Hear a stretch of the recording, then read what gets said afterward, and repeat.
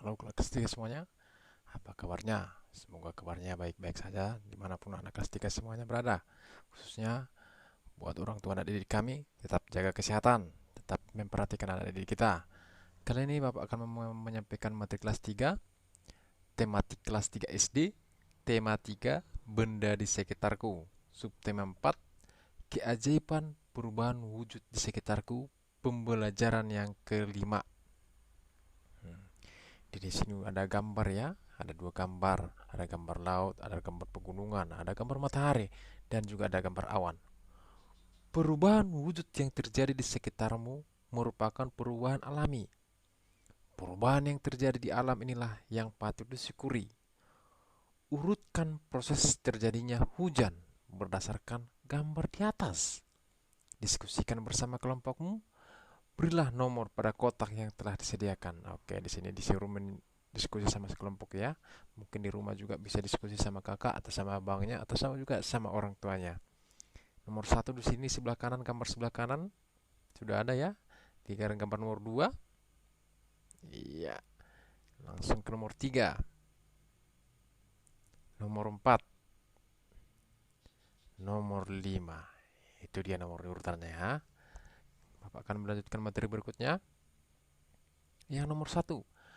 Air di permukaan bumi menguap karena terkena panas matahari. Uap air akan berubah menjadi awan. Setelah itu terjadi proses pengembunan di mana uap air berubah menjadi titik-titik air. Butiran-butiran air jatuh ke permukaan bumi. Air hujan yang jatuh ke bumi akan berkumpul dan kembali lagi menguap. Itu dia. Oke. Ya di sini si Siti ya sedang melakukan tugasnya. Siti hendak pergi ke rumah teman untuk mengerjakan tugas. Saat hujan turun dengan derasnya, Siti menunggu hingga hujan reda. Hujan turun pukul 7.15 pagi dan berhenti pukul 9:10. Berapa lama hujan turun? Nah, di sini sudah jelas dibuat sini ya. Di sini hujannya mulai ya. Jam 7.15 sampai jam 8 itu 45 menit. Jam 8 sampai jam 9 itu 1 jam. Jam 9 sampai jam 9.10 itu 10 menit. Nah, yang inilah ditambahkan dia anak kelas 3. Oke. 45 menit ditambah 1 jam ditambah 10 menit. Jadi lamanya hujan turun itu menjadi 1 jam 55 menit. Itu dia. Kita masuk ke materi berikutnya. Di sini dia ada soal ya, latihan kita di sini, latihan. 2 jam setelah pukul 8.00 adalah pukul. Nah, setelah. Kalau setelah berarti harus maju. Jam 8, 9, 10, jam 11. Tapi kalau sebelum, mundur dia. Setelah itu maju, sebelum mundur. Kita masuk ke soal nomor 1. 2 jam setelah pukul 8.00 adalah pukul. Iya, ini dia hasilnya ya. Jam 8.00 ditambah 2 jam menjadi jam 10. Itu dia hasilnya. Kita masuk ke nomor 2. 4 jam sebelum pukul 6.20. Nah, sebelum berarti mundur dia. Mundur. Hasilnya adalah 6.20 dikurang 4.00. Itu dia. Kalau setelah itu tambah. Sebelum kurang. Itu dia. Berarti hasilnya adalah jam 2.20. Kita masuk ke nomor 3. 45 menit setelah pukul 4.15. Ini dia. 4.15 ditambah 45 menit. Hasilnya menjadi jam 5.00. Kita masuk ke soal nomor 4. 3 jam setelah pukul 1.20.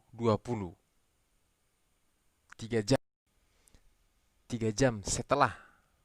Berarti itu tambah dia ya. Oke, perhatikan. Jam 1.30 ditambah 3.00. Hasilnya menjadi jam 4.30. Yang kelima, 1 jam sebelum pukul 9:10. Sebelum, berarti mundur dia. Jam 9:10 dikurang 1.00 menjadi jam 8:10. Yang terakhir, jam 50 menit setelah pukul 10.40. Ini dia ya. 10.40 dikurang 50 menit ditambah 50 menit. Hasilnya menjadi jam 10.90 atau jam 11.30. Kenapa bisa seperti itu? Karena 1 jam adalah 60 menit. Menit yang di sini sudah 90, berarti dia dikonversikan ke jam menjadi 11.30. Yang 90 ini dikurang 60 menjadi 30. Yang satu tadi dimasukkan ke angka 9. Angka 10 menjadi jam 11.30. Oke. Ketika musim hujan, hampir setiap hari hujan turun. Perhatikan waktu turun hujan dan berhenti. Amatilah selama 3 hari.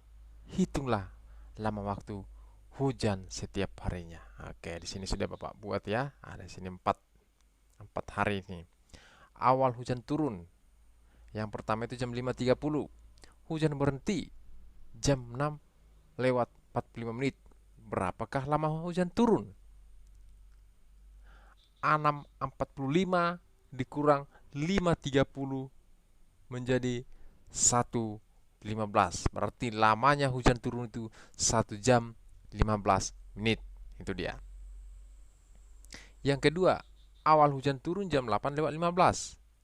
Hujan berhenti jam 9.55. Lamanya hujan turun itu 9.55 dikurang 8.15. Begitu juga dengan yang nomor 3 sama nomor 4. Oke. Ini dia ya. Kita masuk ke materi berikutnya. Ini mengenai siswa-siswi si Udin yang lagi tidak memperhatikan jalannya. Saat musim hujan, jejak sepatu siswa membasahi lantai sekolah. Akibatnya, lantai sekolah menjadi basah dan licin. Udin berjalan dengan cepat karena takut terlambat mau sekolah. Udin tidak memperhatikan lantai yang basah dan licin. Udin pun tergelincir. Buku yang dibawanya jatuh berserakan. Udin terlihat menahan sakit di kakinya. Coba anak kelas 3, kalau di samping Udin,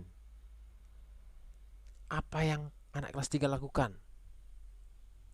Ayo, baru tuliskanlah pendapat masing-masing. Sini sudah Bapak buat contohnya ya. Apa pendapat pada saat si Udin terjatuh ke lantai? Menolong Udin untuk berdiri dan mengumpulkan bukunya yang berserakan. Itulah contoh yang Bapak buat. Kita masuk ke pengalaman ya. Mungkin anak kelas 3 punya pengalaman yang menunjukkan sikap menolong di sekolah ya. Di sini sudah Bapak buat contohnya. Di rumah bisa buat lagi yang lain. Ini berupa contoh. Menolong teman membersihkan kelas meskipun bukan jadwal piket kita. Itu yang pertama. Yang kedua, menolong teman dengan meminjamkan catatan sekolah untuk disalin. Yang ketiga, menjelaskan kepada teman mata pelajaran yang belum ia pahami. Yang berikutnya, menolong teman yang sakit untuk dibawa ke ruang UKS. Yang berikutnya, menolong ibu guru mengumpulkan dan membagikan kertas ulangan. Saling menolong ketika mengadakan kerja bakti di sekolah. menolong teman dengan meminjamkan alat tulis, menolong teman dengan membagikan bekal makanan jam makan apabila ia lupa membawa bekal ke sekolah. Itulah beberapa contoh ya yang sudah Bapak buat yang menunjukkan sikap menolong di lingkungan sekolah. Oke, yang berikutnya pengalaman menunjukkan sikap menolong yang menurut anak kelas 3 yang paling berkesan. Nah, di sini sudah Bapak buat di sini ya. Mengenai Nabila ini Bapak buat. Nabila suka menolong temannya. Pada suatu hari, Nabila mau berangkat ke sekolah. Tiba-tiba ia melihat temannya jatuh dari sepeda. Nabila pun bingung. Kalau menolong temannya, takutnya telat sekolah. Namun Nabila ingat pesan Pak Ustadz bahwa kita hidup tidak bisa sendiri karena kita harus saling menolong. Nabila akhirnya memutuskan untuk menolong temannya yang jatuh dari sepeda. Karena temannya luka, sehingga Nabila menuntun temannya ke klinik terdekat. Dan di klinik ditangani oleh dokter sehingga keadaan membaik dan sudah diobati. Itulah contohnya menolong yang paling berkesan. Oke, di sini ada yang mengapa kita perlu menolong orang lain? Nah, anak kelas 3 ini sangat penting nih ya. Buat juga orang tua anak didik kami, buat juga semua yang menonton video ini. Mengapa? Di sini sudah Bapak buat contohnya. Manusia adalah makhluk sosial yang tidak bisa hidup tanpa orang lain. Dengan saling tolong-menolong, tentu kita akan bisa menjalani semuanya dengan lebih mudah. Itu dia alasannya. Oke, anak kelas 3. Demikianlah materi kita untuk hari ini. Semoga bermanfaat buat anak kelas 3, buat orang tua dan didik kami, buat siapapun yang menonton video ini. Semoga bermanfaat. Sekian dan terima kasih.